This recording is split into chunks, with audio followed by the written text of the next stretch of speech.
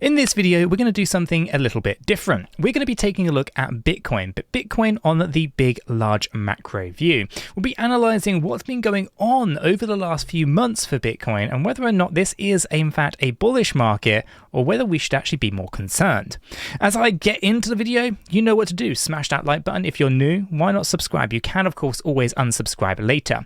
Let's jump right down into the video, right? So this is going to be a little bit different. Obviously, I've analyzed the market quite heavily with Elliott Wave theory, smart money concepts, these kind of things. These are complex subjects that not that many people really truly follow, and because it's complicated, it kind of lose people along the journey. Specifically when you're tracking 5 or 6 movements in the market that are all happening simultaneously, i.e. we are to move down before we move up, and that move up is actually a part of a bigger move down, and so forth, right? And it can be incredibly confusing if you're watching the content and you're not really realizing what time frame you're on. So in this particular video, we're going to make it really quite simple. We're going to use some basic tools that help us analyze the market. Still aligned to Elliott Wave theory, of course, but it's going to be another approach to it that might be a little bit easier to understand. So the first things that we're going to do here, this is Bitcoin against the US dollar.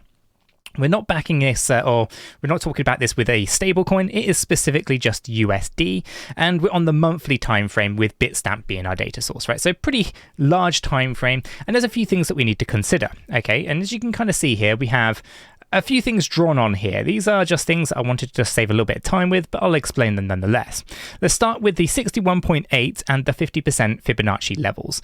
Okay, these come in between $32,681, that's the 50%, and the 61.8%, or the 0.618 if you're on the Fib scale, this is 38,964. Now this comes from this move from the peak down to this bear market low that we have at the moment, okay? So basically between 69,000 USD down to 15,479 USD.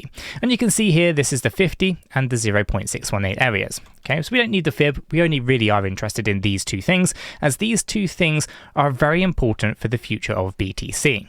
So we know that there's an interesting move to the upside that we've had since November 2022.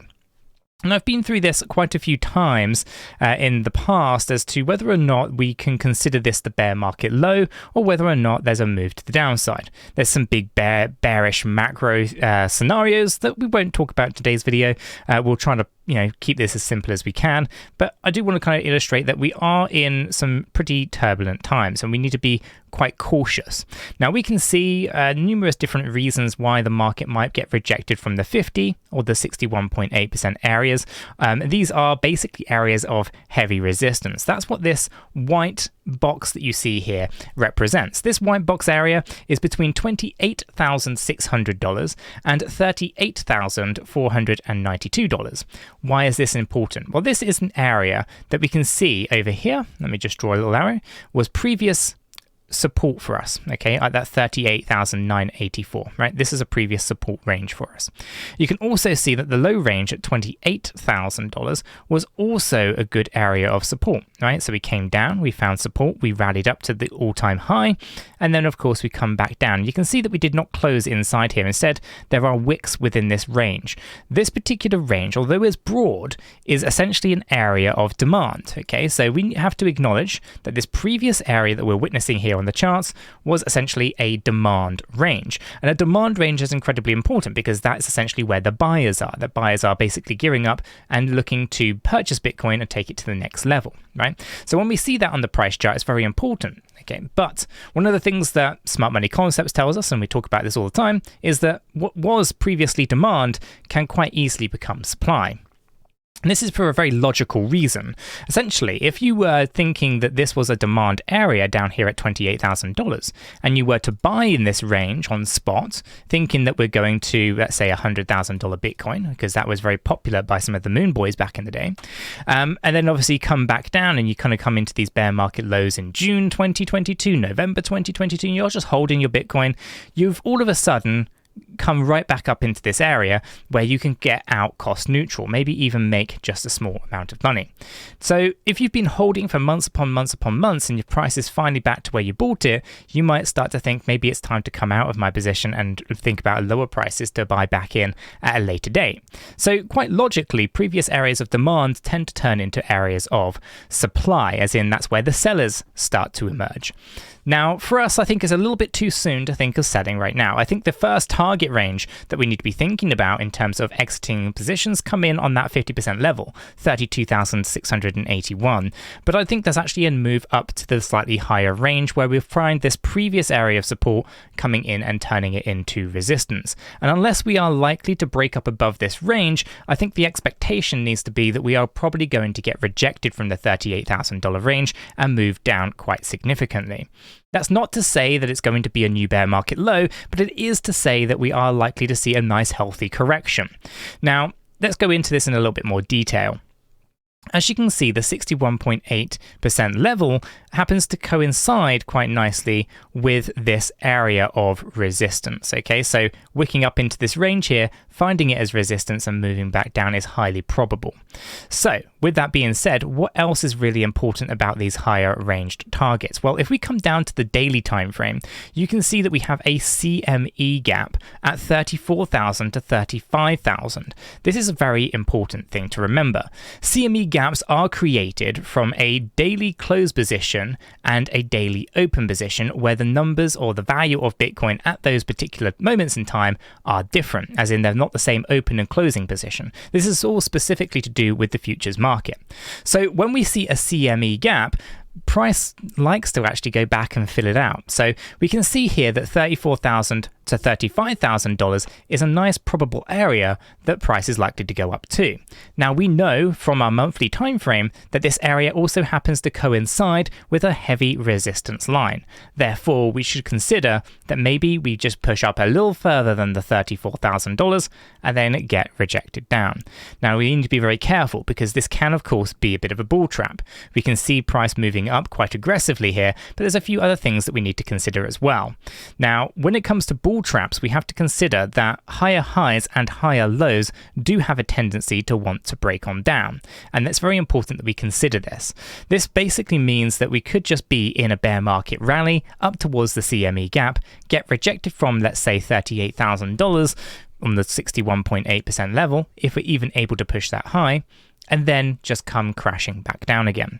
There's those big bearish situations which we're not trying to talk about today.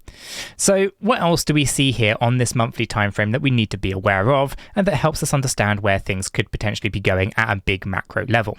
Well, the first thing we need to consider here is we are still in lower highs. Okay, now this is bullish, okay, because as I say many times over, lower highs and lower lows will have a tendency to want to break on upwards. However, you're not at that point where you're actually going to see those breaks upwards. Instead, I think right now, all we're doing is having a bear market rally up towards our resistances, up towards the CME gap, where we're likely to set a new lower high, where we can go on, break on down. So coming back into our chart here, what do we see? Well, we can get a trend line, nice and simple, right? We can draw a trend line from the previous high that was up at $48,000. Now, if you were around on the channel at the time, you'll know that this particular area was one of the fantastic opportunities to get out of the space. We saw a run coming in from here, so we knew that this target low at $32,000 to $33,000 was going to happen.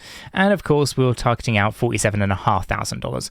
Now, we went up to $48,000, so we were just a smidge conservative with that, but we did incredibly well. That was our exit right there for this bear market.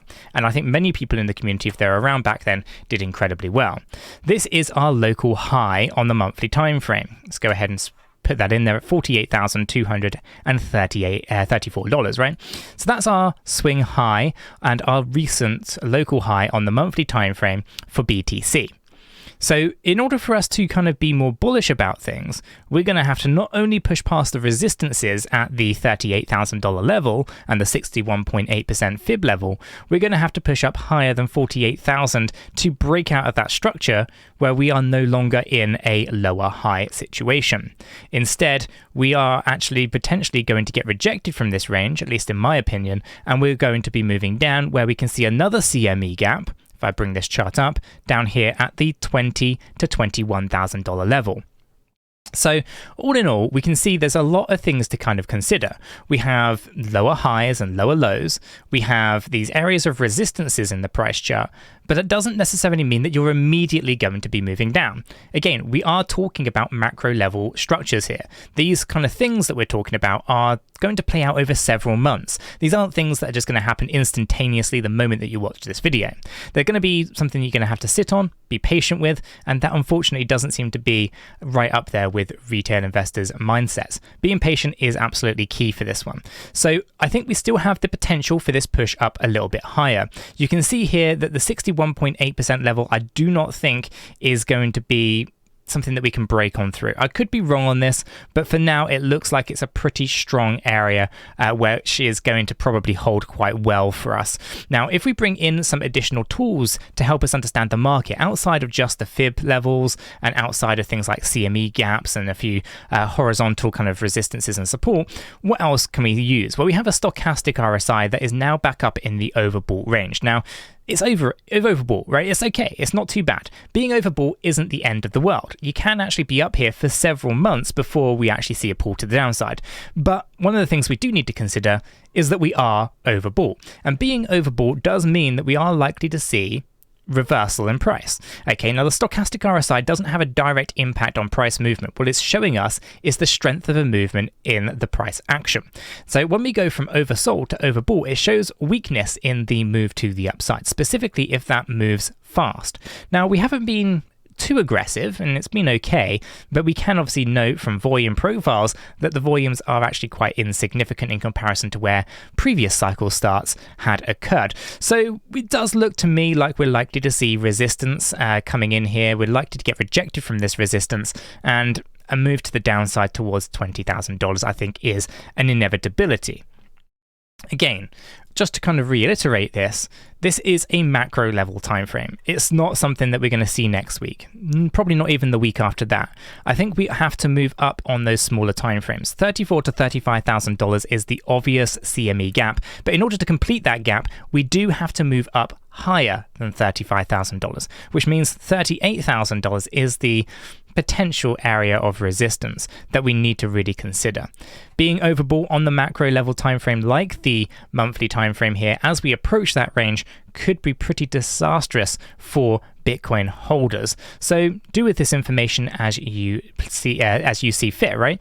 Now, just bear in mind, I'm not a financial advisor. I cannot give you financial advice. All I can do is give you my thoughts and opinions on the data in the charts as I see it. And right now, from my kind of viewpoint, it does look more bearish than bullish. With that being said, this is just a macro view analysis, and we have to consider that the micro structures on things like the 4-hourly or 8-hourly time frame can be bullish from time to time, and nothing moves in straight lines. We will see a move upwards towards $34,000 to $35,000 in my opinion, and once we accomplish this and we move potentially up towards that 61.8 fib level, chances are that we'll be visiting the $20,000 level for Bitcoin. And what an opportunity that could be.